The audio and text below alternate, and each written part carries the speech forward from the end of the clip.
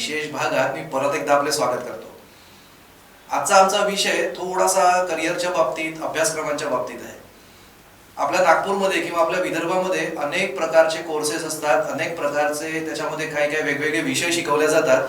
पण खरंच हे सगळे कोर्सेस, हे अभ्यासक्रम करून कितपत नोकऱ्या लागतात, किती प्रमोशन होतात, हा सगळा एक संशोधनाचा विषय आहे.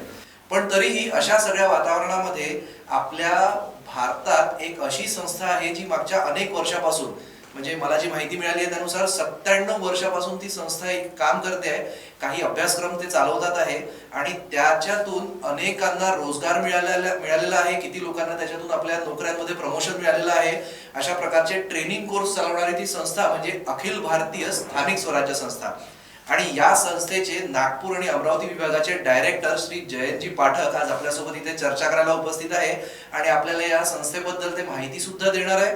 आणि त्याच्यासोबत या संस्थेमध्ये जर आपल्याला जोडायचे असेल तर काय करता येईल हे सुद्धा ते सांगणार आहे. चला तर आजच्या भागाला सुरुवात करूया. आज आपण श्री जयंतजी पाठक यांच्याशी चर्चा करणार आहे. पाठक सर नमस्कार. नमस्कार. आमच्या स्टुडिओत आपले खूप खूप स्वागत आहे. धन्यवाद. जयंतजी पाठक सरांबद्दल सांगण्यासारखं म्हणजे अखिल भारतीय स्थानिक स्वराज्य संस्था याच्या नागपूर आणि अमरावती विभागाचे ते डायरेक्टर आहेत. तसेच त्यांना अनेक वर्षाचा पत्रकारितेचा सुद्धा अनुभव आहे. आणि कुठलीही संस्था जर मोठी होते तर ती त्याचे जे मेन डायरेक्टर असतात तिथपासूनच. आणि या संस्थेचा जो हा प्रवास आहे त्याला आज या लेवलवर आणण्याचं खरं श्रेय म्हणजे जयंतजी पाठक सरांचं आहे. तर आज त्यांच्याशी आपण चर्चा करूया. सर कसे आहात? एकदम छान.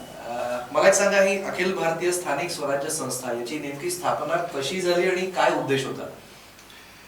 अखिल भारतीय स्थानिक स्वराज्य संस्था हे जसं नावामध्ये आहे लोकल सेल्फ गव्हर्नमेंट, तर ही संस्था लोकल सेल्फ गव्हर्नमेंट म्हणजे आपल्या नगरपालिका, महानगरपालिका, ग्रामपंचायती, जिल्हा परिषदा यांच्याशी संबंधित आहे हे नावातनं लक्षात येतं. ही संस्था फार जुनी आहे. भारतामध्ये हिची स्थापना 1926 मध्ये झाली होती. 1926च्या दरम्यान म्हणजे 1919 मध्ये भारत सरकारने, त्यावेळेच्या ब्रिटिश सरकारने एक ॲक्ट आणला होता आणि त्या ॲक्टनुसार आपल्या देशामध्ये स्थानिक स्तरावरती लोकांच्या व्यवस्था करण्यासाठी, त्यांचे प्रश्न सोडवण्यासाठी काही संस्थांची स्थापना व्हावी, त्यासाठी नगरपालिका, महानगरपालिका यांची मोठ्या प्रमाणात स्थापना सुरू झाली होती.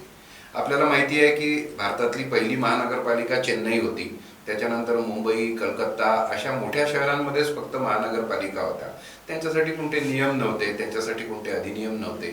पण 1919 मध्ये त्यांची एक विशेष तरतूद केली गेली आणि सगळ्या स्तरावरती नगरपालिकांची स्थापना, महानगरपालिकांची स्थापना, जिल्हा परिषदांची, ग्रामपंचायतींची अशा पद्धतीने वेगवेगळ्या पण ऑर्गनाइज नसलेल्या पद्धतीने ती स्थापना झाली. आणि मग ती स्थापना झाल्यानंतर तिथे प्रश्न असा उभा झाला की त्यांना काम तर करायचे आहेत पण काम करण्यासाठी सक्षमता नव्हती. त्यांना काही त्याच्यासाठी ट्रेनिंग नव्हतं, काही गोष्टी माहिती नव्हत्या आणि बऱ्याच अडचणी व्हायच्या. मग त्याच्यामध्ये त्या संस्थांमध्ये काम करणारे काही ठिकाणी अध्यक्ष होते. त्यावेळेला मुख्याधिकारी नसत, त्यांना सचिव म्हटलं जात असे.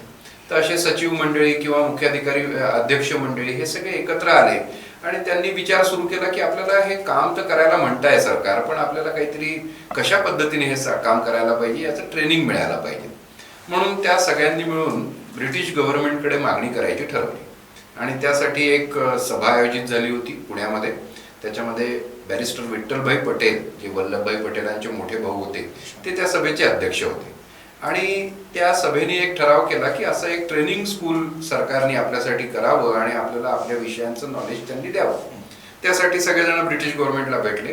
ब्रिटिश सरकारला तशी विनंती केली. ब्रिटिश सरकारने त्यावेळेला त्यांना असं सांगितलं की ट्रेनिंग देणं हे काही आमचं काम नाही आहे. तुम्ही तुमची एक स्वतःची संस्था बनवावी तुमच्यामधल्या अनुभवी लोकांनी आणि त्या संस्थेने ही सगळी व्यवस्था उभी करावी. त्याच्यासाठी काय सपोर्ट लागेल तो सरकार तुम्हाला करेल. जागा लागेल, पैसे लागेल, जे काही असेल ते सरकार करेल. तर मग त्याच्यातनं हे लोक परत आले. त्यांनी असं ठरवलं की आता आपल्याला काहीतरी करायला पाहिजे आणि मग 1926 मध्ये अखिल भारतीय स्थानिक स्वराज्य संस्था या संस्थेची स्थापना झाली. सुरुवातीला नाव काहीतरी वेगळं होतं, छोटं नाव होतं. मग पुढे पुढे त्याच्यात बदल होत गेला.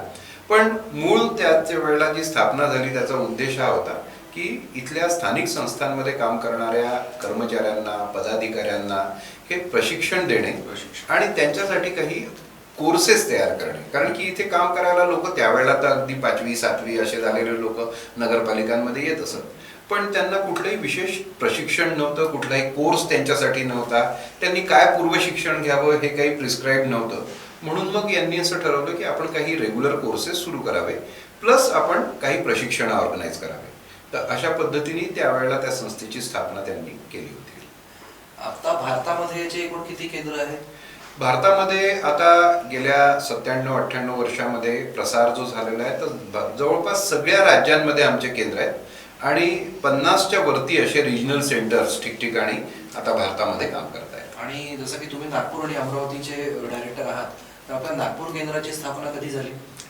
सुरुवातीला असं होतं की मुंबईमध्ये स्थापना झाली आणि मुंबई मुख्य केंद्र होतं, बॉम्बे प्रेसिडेन्सी म्हटलं जायचं त्यावेळेला. आणि त्यावेळेच्या राज्य सरकारमध्ये जे लोकल सेल्फ गव्हर्नमेंट डिपार्टमेंटचे मंत्री होते, बॅरिस्टर गुलाम हुसेन हिदायतुल्ला, पुढे ते सिंध प्रांताचे मुख्यमंत्री पण होते, ते या संस्थेचे पहिले अध्यक्ष होते. आणि मग मुंबईत सुरू झाल्यानंतर त्यावेळेला त्यांनी काही कोर्सेसची सुरुवात केली. त्याच्यामध्ये लोकल सेल्फ गव्हर्नमेंट डिप्लोमा नावाचा एक कोर्स होता, जो 1926 मध्येच त्यांनी सुरू केला आणि ब्रिटिश सरकारने 1930 मध्ये त्याला एक सर्क्युलर काढून पाठिंबा दिला होता. तर तो कोर्स सुरू झाला आणि मग त्याच्यानंतर प्रशिक्षण सुरू झाले. त्याच्यातनं गरज अशी व्हायला लागली की वेगवेगळ्या क्षेत्रामध्ये संस्था गेली पाहिजे, म्हणून मग पुण्याला कार्यालय सुरू झालं, मग पुण्याचं व्हायचं, मग पुढे जाऊन मध्य प्रदेशमध्ये भोपाळला सुरू झालं, दिल्लीला सुरू झालं, पण नागपूरला काही आमचं ऑफिस नव्हतं. आणि त्याच्यामुळे नागपूरमधल्या लोकांना जे संस्थेचे कोर्स होते, प्रशिक्षण होते, त्यासाठी त्यांना मुंबईला, पुण्याला किंवा भोपाळला असं जाणं गरजेचं असायचं. तर जुन्या काळात अनेक लोक तिथे जाऊन शिकलेले पण आहेत. पण मग पुढे जाऊन 1999 मध्ये नागपूरला एक IAS अधिकारी होते, मधुसूदन टांगसाळे. ते अमरावतीला डिव्हिजनल कमिशनर म्हणून शेवटी काम करत होते, तिथून रिटायर झाले. रिटायर झाल्यानंतर त्यांना असं वाटलं की या संस्थेचं नागपूरमध्ये एखादं कार्यालय असावं आणि विद्यार्थ्यांची इथल्या इथे सोय व्हावी, म्हणून मग त्यांनी नागपूरच्या केंद्राची 1999 मध्ये स्थापना केली. तर 15 मे 1999 या दिवशी नागपूरचं केंद्र नागपुरामध्ये काम करायला सुरुवात झाली. तुम्ही डे 1 पासूनच कनेक्टेड आहात यांच्यासोबत? नाही, त्यावेळेला मधुसूदन टांगसाळे सरांनी या संस्थेला सुरू केलं नागपूरमध्ये.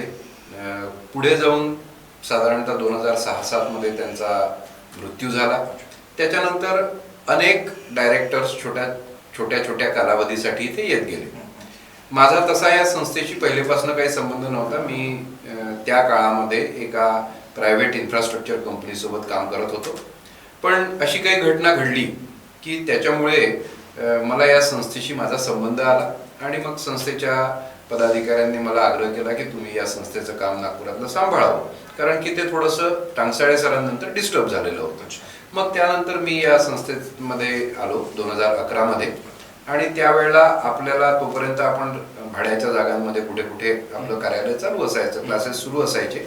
पण मग त्या दरम्यान आपल्याला नागपूर महानगरपालिकेने एक जागा दिली होती. त्यांची एक बंद पडलेली गोकुलपेठमधली शाळा त्यांनी आपल्याला दिली आणि त्या शाळेमध्ये आपण आपला परिसर सुरू करायचं ठरवलं आणि त्याच दरम्यान मी या संस्थेमध्ये आलो.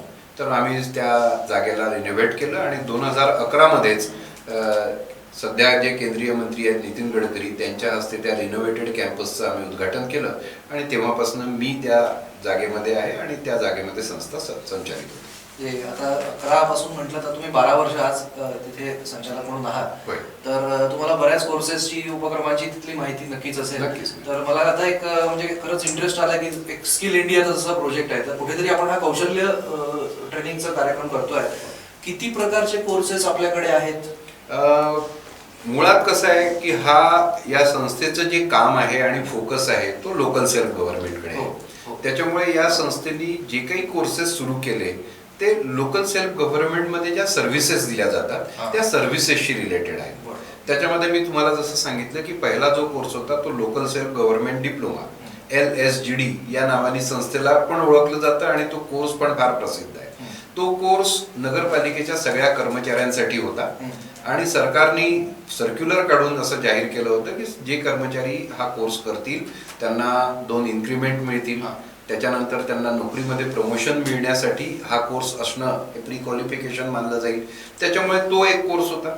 पुढच्या काळामध्ये जाऊन संस्थेने तिथल्या अधिकाऱ्यांसाठी एक कोर्स सुरू केला, जो लोकल गव्हर्नमेंट सर्व्हिस डिप्लोमा या नावाने प्रसिद्ध आहे, LGS. तो सुपरवायझरी कॅडरच्या व्यक्तींसाठी त्यांनी तो सुरू केला. तर पहिला बेसिक कोर्स LSGD होता, नंतरचा LGS सुरू झाला. पुढे जाऊन भारत स्वतंत्र झाल्यानंतर ज्या वेळेला पहिली हेल्थ कॉन्फरन्स झाली, त्यावेळेला तिरुवनंतपुरममध्ये ती हेल्थ कॉन्फरन्स 1955 मध्ये आयोजित झाली होती. आणि त्या हेल्थ कॉन्फरन्समध्ये असा विषय आला की पब्लिक हेल्थची स्थिती फार खराब होते आणि सार्वजनिक आरोग्याच्या सुस्थितीला राखण्यासाठी या ज्या स्थानिक स्वराज्य संस्था आहेत त्यांच्यामध्ये एखाद्या अधिकाऱ्याचं पद असावं आणि तो अधिकारी नागरिक आणि संस्था यांच्यामध्ये राहून तिथलं जे स्वास्थ्य आहे ते नीट ठेवण्याचा प्रयत्न करेल. मग असा कोण असेल? तर त्यावेळेला इंग्लंडमध्ये सॅनिटरी इन्स्पेक्टर नावाची या पदाची संकल्पना होतीच आणि तिथे रॉयल इन्स्टिट्यूट ऑफ सॅनिटेशन अशी एक संस्था पण कार्यरत होती. तर त्या हेल्थ कॉन्फरन्समध्ये असं ठरवण्यात आलं की आपण त्यासारखी एखादी संस्था इथे पण चालू करावी आणि असा एक सॅनिटरी इन्स्पेक्टरचं पद आपण निर्माण करावं, त्याच्यासाठी कोर्स करावा. पण मग काही लोकांनी तिथे विचार असा केला की आता ती संस्था जर का रॉयल इन्स्टिट्यूट ऑफ सॅनिटेशनच्या धर्तीवर स्थापन करायची तर त्याला वेळ लागेल आणि त्याच्यासाठी खूप सारे रिसोर्सेस वापरावे लागतील. भारत आता स्वतंत्र झालाय, तर मग अशा स्थितीत काय करायचं? तर तिथे विषय असा आला की all India institute of local self government म्हणजे आमची संस्था ही ऑलरेडी भारतामध्ये नगरपालिकांमध्ये काम करतेच आहे, मग यांना हा कोर्स करायला सांगितला पाहिजे. म्हणून मग त्यांनी आमच्या संस्थेला तसं सांगण्यात आलं. आमच्या संस्थेने हा कोर्स तयार केला. हा प्रिव्हेंटिव्ह सोशल मेडिसिनवर आधारित असा सॅनिटरी इन्स्पेक्टरचा कोर्स होता. तो त्यांनी केंद्र सरकारला दिला, केंद्र सरकारने त्याला मान्यता दिली. त्याच्यानंतर अनेक राज्यांमध्ये हा कोर्स सुरू झाला. महाराष्ट्रामध्ये म्हणजे मुंबईमध्ये पहिल्यांदा 1957-58 मध्ये हा कोर्स मुंबईत सुरू झाला. मुंबईच्या नंतर मग तो कोर्स दिल्लीमध्ये पण सुरू झाला, भोपाळमध्ये सुरू झाला, पुण्याला सुरू झाला, पण नागपूरमध्ये नव्हता. नागपूरमध्ये जसं मी सांगितलं 1999 मध्ये केंद्र सुरू झालं आणि साधारणतः 2000-2001 मध्ये हा कोर्स सुद्धा नागपूरला सुरू झाला. तर हा तिसरा महत्वाचा कोर्स. आणि त्याच्यानंतर मग संस्थेला असं लक्षात आलं की अर्बनायझेशन वाढत आहे आणि अर्बनायझेशन वाढत असल्यामुळे आगीचे धोके सर्वत्र आहेत आणि सर्वसाधारणपणे आपल्या देशामध्ये नगरपालिकांकडेच ही अग्निशमनाची व्यवस्था होती. काही राज्यांमध्ये राज्य सरकार त्याला पाहत होतं, पण बहुतांश ठिकाणी आणि महाराष्ट्रामध्ये नगरपालिका या व्यवस्थेला बघत होत्या. मग असं ठरवण्यात आलं की याच्यामध्ये पण आपण काही केलं पाहिजे. म्हणून 1979 साली बडोदा येथे संस्थेने एक नॅशनल फायर अकॅडमीची स्थापना केली आणि त्याच्यामध्ये फायरमन, सब फायर ऑफिसर अशी काही कोर्सेस तयार केले. ते courses institution of fire engineers जी आहे तिच्या सहयोगाने सुरू झाले आणि मग तो पण एक चौथा कोर्स फायरमनचा कोर्स म्हणून आमच्या इन्स्टिट्यूटचा प्रसिद्ध झाला. त्याच्यानंतर अकाउंटंट्ससाठी एक कोर्स तयार केला गेला, diploma in local government financial management. अकाउंटंट्सनी हा कोर्स केला की ते त्यांना इन्क्रिमेंट्स मिळू शकतात किंवा त्यांना त्याचं विशेष नॉलेज त्यांच्या कामाचं मिळतं. एक इस्टेट मॅनेजमेंटचा कोर्स संस्थेने डिझाईन केला. असे एक 6-7 कोर्सेस संस्थेने नगरपालिकांच्या सेवांसाठी डिझाईन केले आणि ते कोर्सेस अनेक वर्षांपासून म्हणजे जसं मी सांगितलं की LSGD हा कोर्स तर अगदी 1926 पासून, पण नंतर 1958 पासून सॅनिटरी इन्स्पेक्टर, 1980 पासून फायरमन, हे सगळे कोर्सेस आम्ही संचालित करतोय. तर हे जे आता सेंटर्स झालेले आहेत 50च्या वरती सेंटर्स आहेत, सगळ्या सेंटर्सला तिथे आवश्यकतानुसार हे कोर्सेस चालवले जातात. आणि त्याच्याशिवाय आता संस्था वेगवेगळ्या युनिव्हर्सिटीशी संलग्नता घेऊन अजून वेगवेगळे कोर्सेस पण चालवते सर्वसामान्य विद्यार्थ्यांसाठी.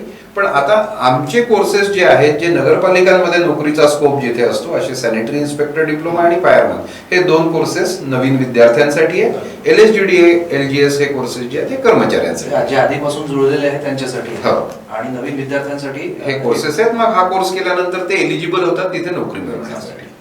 जसं की तुम्ही कोर्सेस बद्दल मला म्हणाले, तर हे जे कोर्सेस डिझाईन करणारे जी कोणती बॉडी असेल तर हे कोणते मग शासनाचे की कुठल्या बोर्डाचे कोर्सेस असतात की कशा प्रकारे केले जाते? नाही, आता काय ही संस्था अतिशय जुनी होती आणि 1926 मध्ये जसं मी सांगितलं पहिला कोर्स सुरू झाला. तर संस्था काय करते, संस्था अशा क्षेत्रातल्या अनुभवी लोकांना एकत्रित करून असा कोर्स डिझाईन करते. संस्थेचं आपलं एक अकॅडमिक काउन्सिल आहे.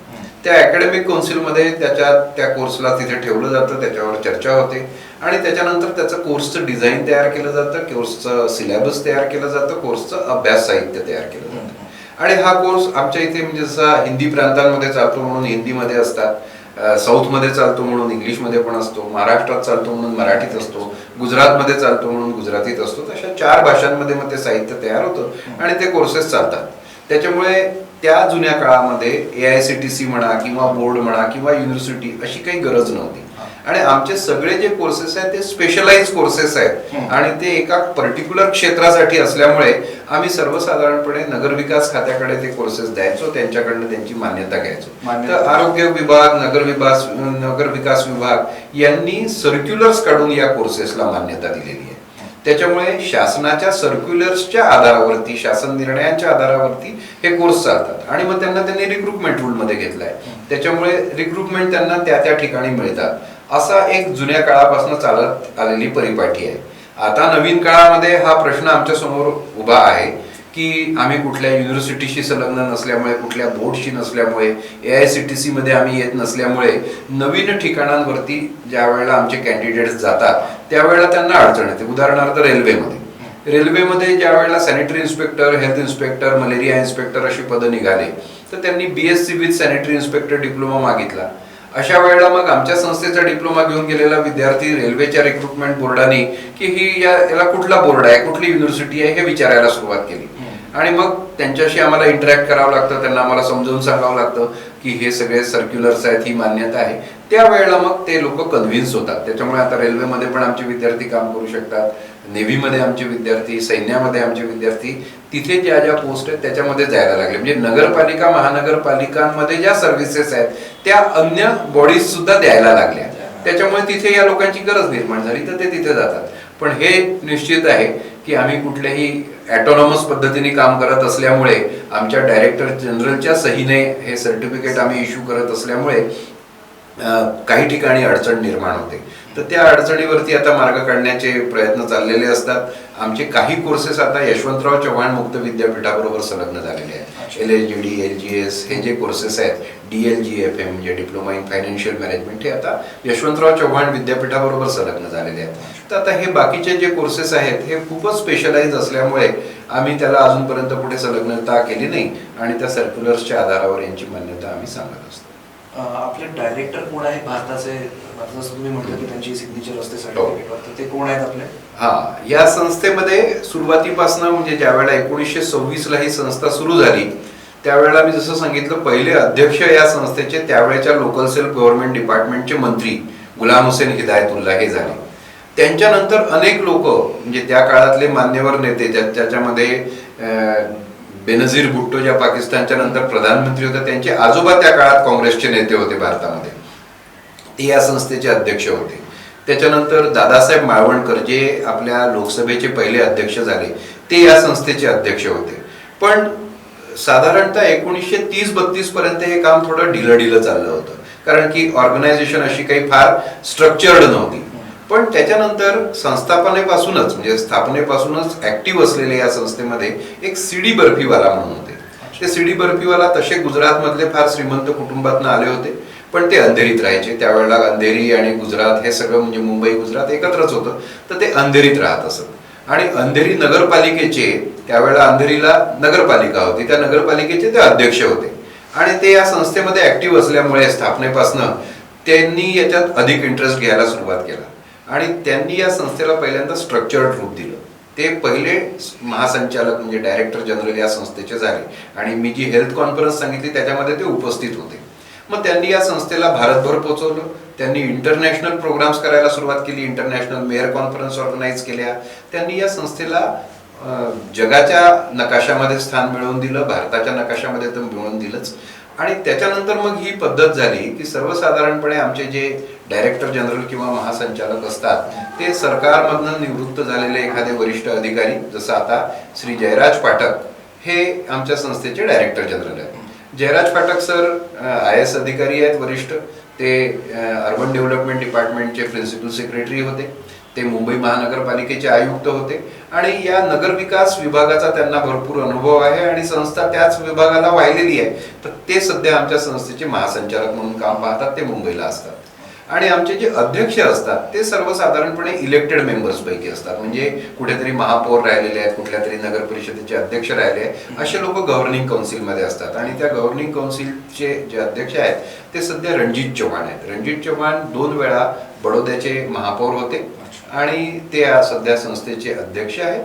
आणि एक गव्हर्निंग काउन्सिल आहे, महासंचालक हे एक्झिक्युटिव्ह हेड असतात आणि त्यांच्यानंतर मग आम्ही रिजनल डायरेक्टर्स वेगवेगळ्या रिजन्समध्ये काम करतो. याच्यातून मला अजून एक प्रश्न असा आठवला, जसं की आता तुम्ही महापौरांबद्दल सांगितलं, तर आपल्या राजकीय पदाधिकारी किंवा जसं नगरसेवक असतात, तर यांच्यासाठी काही कोर्सेस आपल्याकडे आहेत? होय, यांच्यासाठी कोर्सेस सच नाही. म्हणजे हा LHJD कोर्स जो आहे तो त्यांनी करावा असं आम्हाला वाटतं, कारण की त्याच्यामध्ये नगरपालिकेच्या सगळ्याच कामांचं प्रशिक्षण त्याच्यामध्ये मिळतं. पण सर्वसाधारणपणे राजकीय लोक असा स्ट्रक्चर्ड वर्षभराचा कोर्स मग परीक्षा द्यायची अशा याच्यात जायला पाहत नाही. त्याच्यासाठी आम्ही त्यांच्यासाठी वेगवेगळ्या प्रकारचे ट्रेनिंग ऑर्गनाईज करतो. तर आम्ही महापौरांसाठी महापौर परिषदा ऑर्गनाईज करतो. तर आम्ही भारताच्या स्तरावरती जे सगळे भारतातले महापौर आहेत त्यांच्या एकत्रित परिषदा घेत असतो. आम्ही इंटरनॅशनल मेयर कॉन्फरन्स ऑर्गनाईज करतो मध्ये मध्ये. त्यावेळेला संपूर्ण जगातनं महापौर मंडळी तिथे येत असते. आणि आता अखिल भारतीय स्तरावरती महापौरांची एक वेगळी संस्था स्थापन झाली असल्यामुळे त्यांचं सगळं काम ती संस्था पाहते.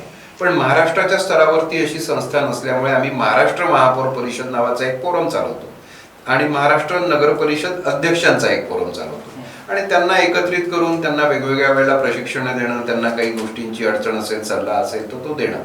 त्याच्याबरोबर जे नगरसेवक निवडून येतात त्यांच्यासाठी आम्ही प्रारंभिक स्तरावरती अशी प्रोव्हिजन आहे ऍक्टमध्ये की निवडून आल्यानंतर त्यांना कुठलं तरी प्रशिक्षण दिलं पाहिजे. मुळात त्यांना 2-4 विषयांची फार मोठी गरज असते. त्यांना ते निवडून येऊन ज्या संस्थेमध्ये काम करतात, महानगरपालिका असू दे किंवा नगर परिषद असू दे, त्यांच्या ऍक्टची माहिती त्यांना असली पाहिजे. तर ती ऍक्टची माहिती देणं, त्यांना सभाशास्त्र सांगणं, कारण की त्यांचा हाऊस जे आहे, सभा आहे, त्याला आपण डेमोक्रेसीची प्राथमिक शाळा असं म्हणत असतो.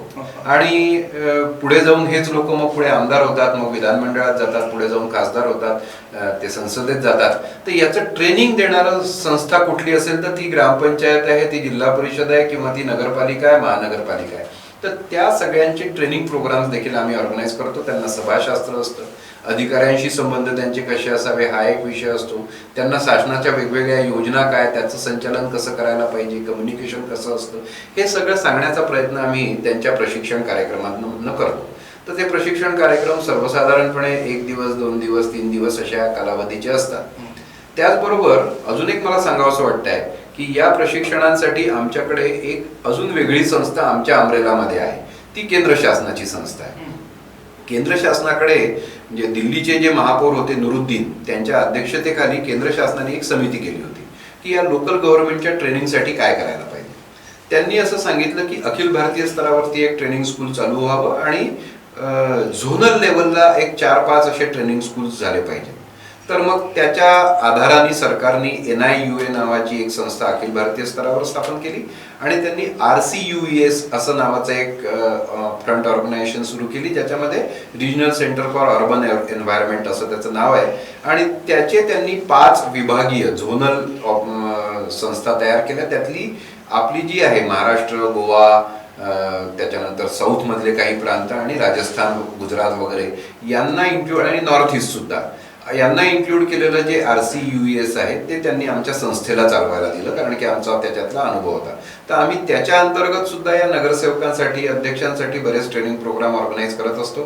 त्याच्यामध्ये महाराष्ट्रातले सगळे लोक सामील होत असतात. नागपूर केंद्र म्हणून सुद्धा आम्ही करत असतो. आम्ही नागपूर महानगरपालिका ज्या वेळेला 2012 मध्ये पहिल्यांदा तयार झाली होती, म्हणजे नवीन इलेक्शन होऊन अनिल सोले त्यावेळेला महापौर होते, त्या दरम्यान आम्ही सगळ्या नगरसेवकांचं प्रशिक्षण करावं असा प्रस्ताव ठेवला होता. त्यांनी तो मान्य केला आणि वनामतीमध्ये 3 दिवसांचं प्रशिक्षण आम्ही ऑर्गनाईज केलं होतं. अतिशय यशस्वी असं ते प्रशिक्षण आहे. अजूनही जे नगरसेवक त्याच्यातनं गेलेले आहेत ते त्याची आठवण काढतात, कारण की त्यांनी पहिल्यांदा महानगरपालिकेची पाण्याची व्यवस्था कशी आहे, महानगरपालिकेची कचऱ्याची व्यवस्था कशी आहे ती त्यांना पाहायला मिळालं.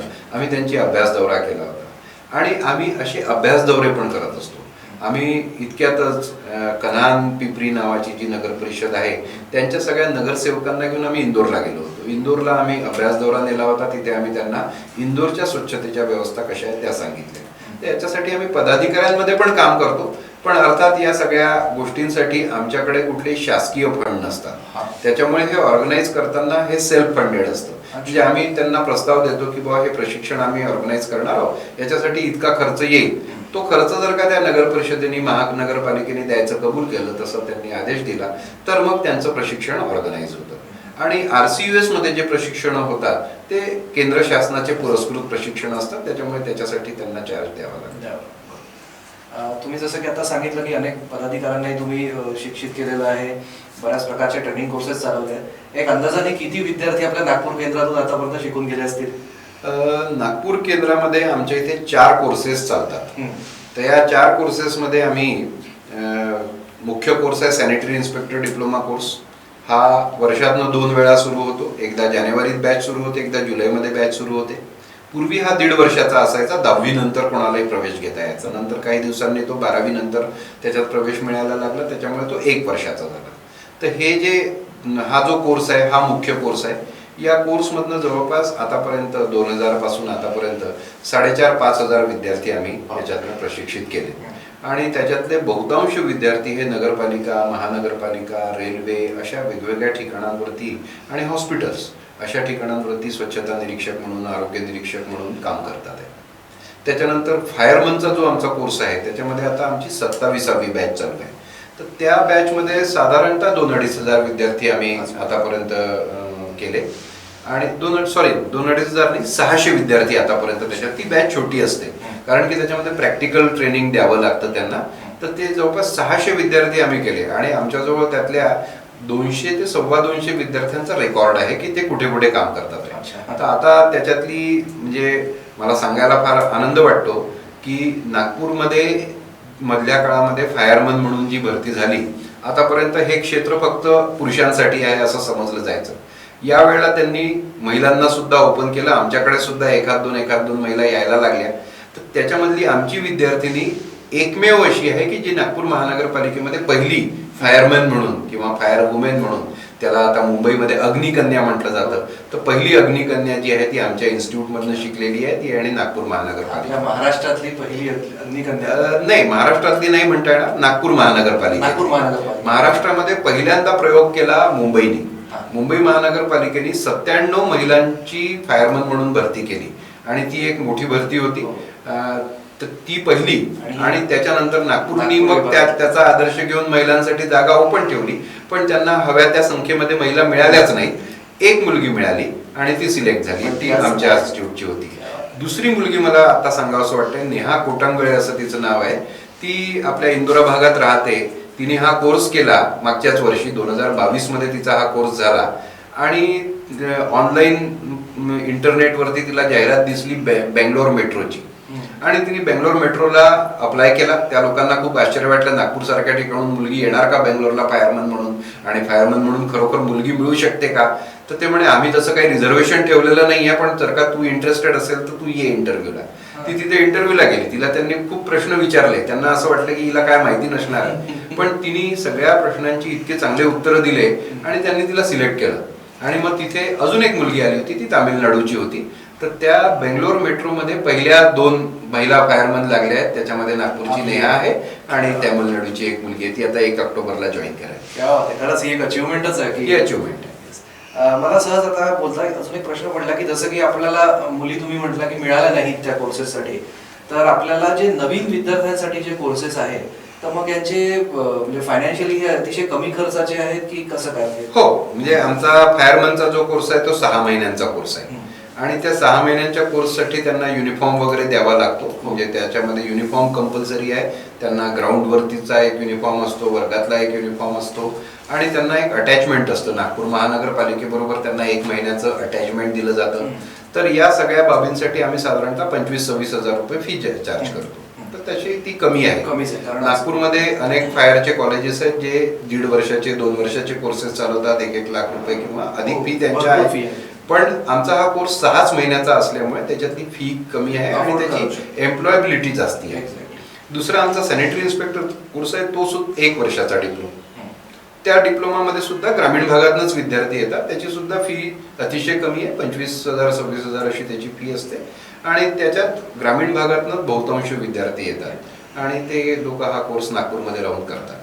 नाही, आमच्या दर्शकांना सुद्धा आम्हाला एक सांगायला आनंद होईल की समजा अशा प्रकारचे काही कोर्सेस करायचे असतील तर नक्कीच तुम्ही स्थानिक स्वराज्य संस्था गोकुळपेठला आहे सर आपलं ऑफिस, गोकुळपेठ. तर नक्की संपर्क करा. आणि सर आमचं JTPLचं हे शंकरराज्य चॅनल आहे हे ग्रामीण भागात सुद्धा खूप बघितलं जातं, त्याच्यामुळे खरंच जर कोणी इंटरेस्ट असेल नक्की संपर्क करा, कारण अतिशय कमी फी मध्ये एक चांगले कोर्सेस असे आहेत. तर खरंच खूप छान. आणि सर मला एक शेवटचा प्रश्न आता विचारायचा आहे की स्थानिक स्वराज्य संस्थेचे भविष्यातले प्लॅन्स काय आहेत? हा, आता एक तर आम्हाला 100 वर्ष होतात आहेत संस्थेला, त्याच्यामुळे नॅशनल लेवलला सुद्धा आमच्या बऱ्याच योजना अशा चाललेल्या आहेत की ज्याच्यामध्ये आम्ही भविष्यामध्ये अधिक हे सगळं एक्सपांड करावं, अधिक चांगल्या पद्धतीने करावं. मधल्या काळामध्ये जी घडामोड झाली म्हणजे या 100 वर्षाच्या काळामध्ये पहिल्यांदा आम्ही फक्त एक एज्युकेशन इन्स्टिट्यूट म्हणून आमच्याकडे पाहिलं जायचं किंवा एक ट्रेनिंग इन्स्टिट्यूट म्हणून आमच्याकडे पाहिलं जायचं. पण मधल्या काळामध्ये आम्ही नगरपालिकांच्या जबाबदाऱ्या खूप वाढल्या. 74th अमेंडमेंट ज्या वेळेला आली 92 मध्ये, त्यावेळेला 18 कामं नगरपालिकांना दिली गेली आणि त्याच्यामुळे आता स्मार्ट सिटी सारखा प्रोजेक्ट आहे, अमृत सारखा प्रोजेक्ट आहे, पंतप्रधान आवास योजना आहे, या सगळ्या तांत्रिक पद्धतीने चालू होणारे हे प्रोजेक्ट आहेत. तर याच्यासाठी नगरपालिकांच्या महानगरपालिकांच्या गरजा वाढू लागल्या, त्यांना सल्ला सेवा लागायला लागली आणि त्याच्यामध्ये आमच्या संस्थेने पदार्पण केलं. आज आम्ही देशभरामध्ये जवळपास सगळ्या लोकल बॉडीजना वेगवेगळ्या पद्धतीने आम्ही तांत्रिक सेवा देत असतो. तर आमच्याकडे तशी मॅनपॉवर आहे, ट्रेंड मॅनपॉवर आहे, अर्बन प्लॅनर्स आहेत, बरेचसे आमच्याकडे काम करतात आणि आम्ही त्यांना तांत्रिक सेवा देखील देतो. आम्ही अनेक स्मार्ट सिटीचे सल्लागार म्हणून काम केलं, अनेक ठिकाणी इन्क्युबेशन सेंटर्स आमची संस्था संचालित करते, असं अनेक गोष्टी आम्ही करत असतो. तर त्याच्यामध्ये अधिक प्रमाणात वाढण्यासाठीचे काही प्लॅन आमचे राष्ट्रीय स्तरावरती आहे. त्याचबरोबर आज नागपूर केंद्राला आम्हाला 25 वर्ष होतात आहेत पुढच्या वर्षी, म्हणजे 1999ला सुरू झालं, 2024 मध्ये आम्हाला 25 वर्ष होती. तर आता आम्ही नागपूर आणि अमरावती हे दोन्ही रिजन नागपूरमधनं सांभाळत होतो, पण लक्षात असं आलं की अमरावती भागातनं बरेच विद्यार्थी आमच्याकडे येतात. त्याच्यामुळे आम्ही असं ठरवलंय की या पुढच्या वर्षामध्ये अमरावतीला आपलं एक उपकेंद्र आपण सुरू केलं पाहिजे आणि तिथल्या विद्यार्थ्यांची तिथेच सोय केली पाहिजे. या विद्यार्थ्यांना पूर्वी असं होतं की आमच्या कोर्सला येणारे विद्यार्थी कमी होते, नोकऱ्या जास्ती होत्या. आता उलटी स्थिती झाली आहे. आता सरकारमध्ये नोकऱ्या नाही आहेत आणि आमच्याकडे येणाऱ्या विद्यार्थ्यांची संख्या वाढलेली आहे. त्याच्यामुळे आता आम्ही प्लेसमेंट सेल सुद्धा सुरू केला. त्याच्यामध्ये त्यांच्या प्लेसमेंटच्या दृष्टीने, नोकऱ्यांच्या दृष्टीने त्यांना मार्गदर्शन करण्याचा पण प्रयत्न आम्ही करतोय. तर असे काही भविष्यातले प्लॅन आम्ही तयार केले आहेत आणि त्या प्लॅननुसार आम्ही नागपूरचं केंद्र आणि आमच्या देशामध्ये सुद्धा काम करू. क्या बात आहे. नक्कीच तुम्ही जे काही कार्य करताय सर ते दूरगामी परिणाम करणार आणि ज्याची खरंच आपल्या देशाला गरज आहे असं हे काम आहे आणि अतिशय समर्थपणे त्याची धुरा जयंत सरांनी सांभाळलेली आहे. सर आपण आमच्या स्टुडिओमध्ये आलात, इतकं चांगली माहिती दिली आणि आपला वेळ दिला, त्याच्यासाठी आमच्या शंकरनाथच्या टीमकडून आपले खूप खूप धन्यवाद. धन्यवाद.